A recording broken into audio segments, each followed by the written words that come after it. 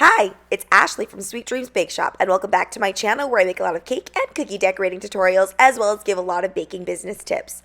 And today I'm going to be giving you all of my tips on how to make an easy ombre macaron tower, or just ombre macarons, and I'm also going to talk about pricing regarding these. I must confess that when ombre macarons first hit the scene, they were being ordered left and right, and I really didn't know how to charge properly for them. And I think at some point I was over quoting and overestimating for how much these actually should have cost. But the reason is because I didn't have all of these methods that I'm going to talk to you about today.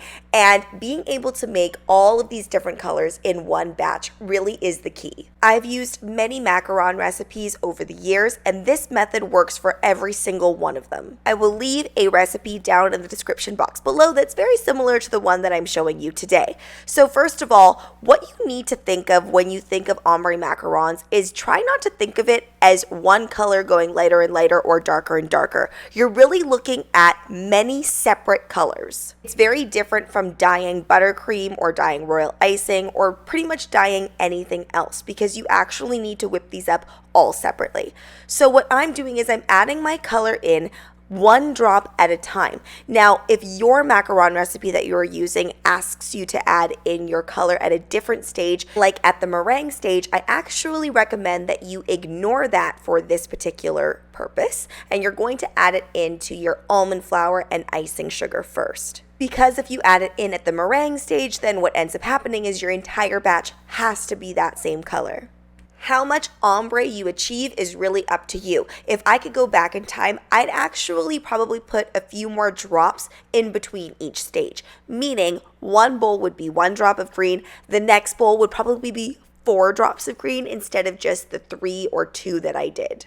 How you divide up your batter is also up to you. So I decided to only do 4 different shades of green, but if you wanted to do 5 shades or 6 shades, you could also do that. Just keep in mind, the more that you break up your recipe, the trickier it is at this stage where you incorporate the dry ingredient and the wet ingredient, because it makes it really tricky to get the perfect consistency with super small amounts. So if I didn't make this clear enough, the first step is you need to separate all of your bowls of almond flour and icing sugar that are pulsed together and separate them into however many bowls you need, and then separate your meringue once you've whipped it all up into however many bowls that you created. And this is another big tip here. You don't want to whip the ingredients together until you are ready to pipe that particular shade of color. And there's a few different reasons as to why you need to do this. If you whip all your batters and you just let them sit there, a skin can form on the top of your macaron batter. Yes, you could cover it up with plastic wrap, but I still find that you lose some of the batter because it does form a little bit of a crust.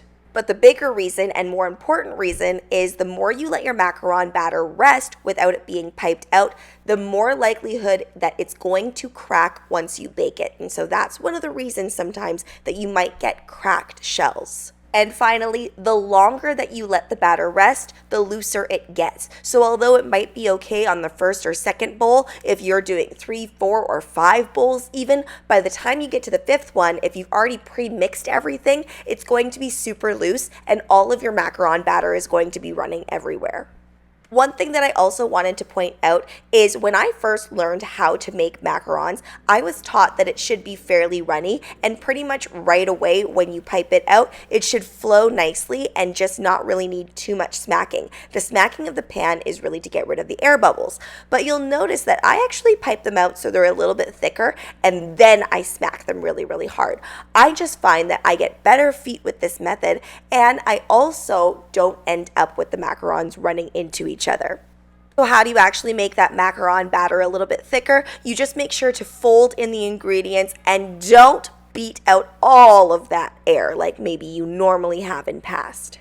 Since ombre macarons rely heavily on color and making sure that we nail the right colors, it's really important to lower those oven temperatures. So I used to actually bake my macarons at 350 degrees Fahrenheit, but now I've turned it way down. So I actually go to 300 degrees Fahrenheit, and then I bake for about 16 minutes or so.